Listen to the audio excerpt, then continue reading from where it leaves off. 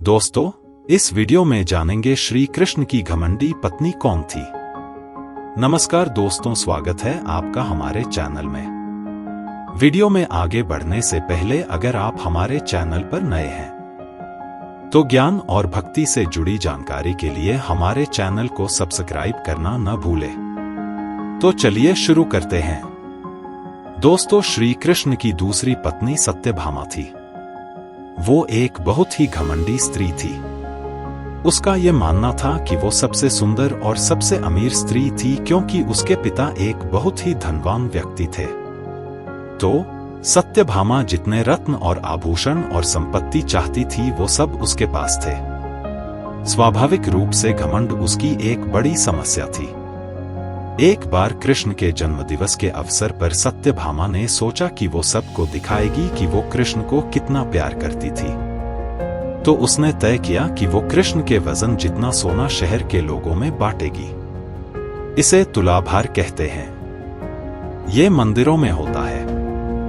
लोग एक बड़ी तराजू में अपने वजन के बराबर का मक्खन, घी या चावल या कुछ और रखकर वो चीज लोगों में बांटते हैं। चावल, नमक, दाल या सोना या वो कुछ भी आप दे सकते हैं जो देना चाहें। ये प्राचीन परंपरा हमारी संस्कृति का एक हिस्सा है।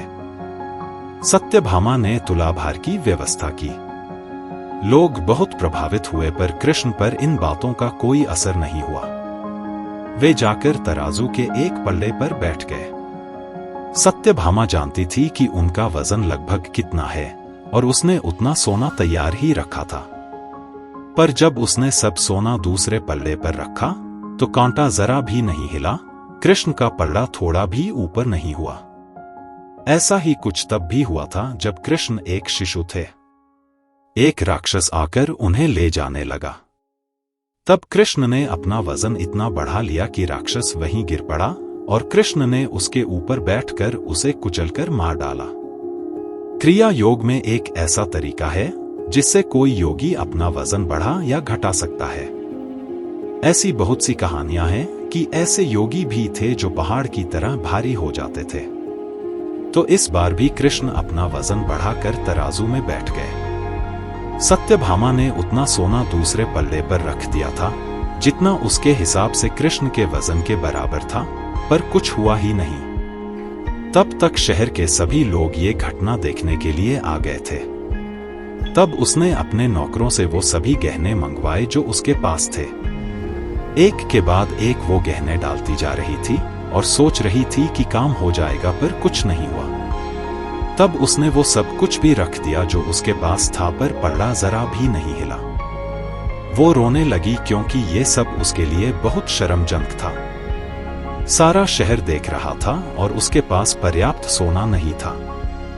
वो जो हमेशा अपनी संपत्ति के बारे में इतनी घमंडी थी, उसके पास पर्याप्त सोना नहीं था और उसे समझ में नहीं आ रहा था कि वो क्या करे।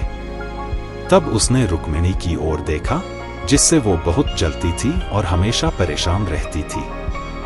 उसने रुक्मिणी से पूछा, अब मैं क्या करूं, क्योंकि ये बात सिर्फ मेरे लिए ही नहीं पर तुम्हारे और हम सब के लिए भी बहुत शर्मजनक है। मैं क्या करूं? तब रुक्मिणी बाहर गई और तुलसी के पौधे के 3 पत्ते उठा लाई।